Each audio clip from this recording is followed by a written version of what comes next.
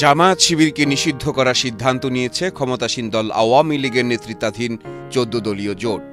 জোটের প্রধান ও আওয়ামী লীগের সভাপতি শেখ হাসিনা সভাপতিত্বে ১৪ দলের শীর্ষ নেতাদের এক বৈঠকে এই সিদ্ধান্ত নেওয়া হয়।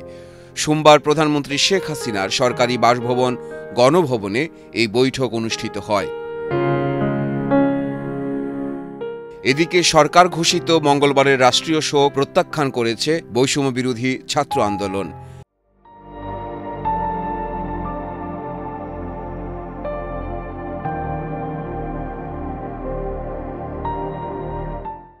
এর বদলে আজ একক বা ঐক্যবদ্ধ লাল কাপড় মুখে ও চোখে বেঁধে ছবি তোলা এবং অনলাইনে প্রচার কর্মসূচি ঘোষণা করেছে সংগঠনটি।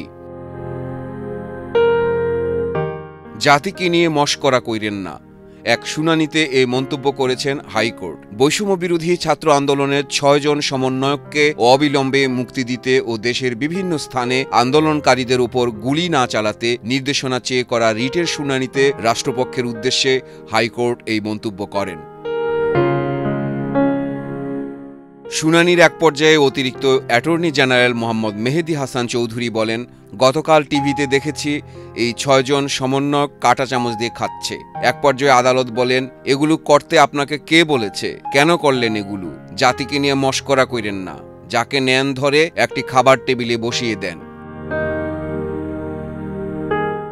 রাজধানী সহ দেশের বেশ কিছু স্থানে শিক্ষার্থীদের বিক্ষোভ কর্মসূচিতে বাধা ও হামলার ঘটনা ঘটেছে। সোমবার ঢাকাসহ বিভিন্ন স্থানে শিক্ষার্থীদের মিছিলে ছাত্রলীগ হামলা চালিয়েছে এবং পুলিশ লাঠিপেটা করেছে বলে অভিযোগ পাওয়া গেছে। এ সময় কিছু শিক্ষার্থীকে আটক করা হয়েছে। চট্টগ্রামে সাউন্ড গ্রেনেডে ও কাঁদানে গ্যাসের শেল ছুড়ে বিক্ষোভকারীদের ছত্রভঙ্গ করে দেওয়া হয়েছে। কুমিল্লায় আন্দোলনে যোগ দিতে যাওয়ার সময় এক শিক্ষার্থী পায়ে গুলিবিদ্ধ হয়েছেন। কে বা কারা ওই ছাত্রকে গুলি করেছে তা কেউ বলতে পারছে না।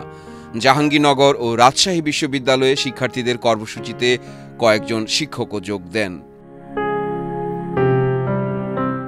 চিকিৎসাধীন আরও একজনের মৃত্যুর খবর পাওয়া গেছে।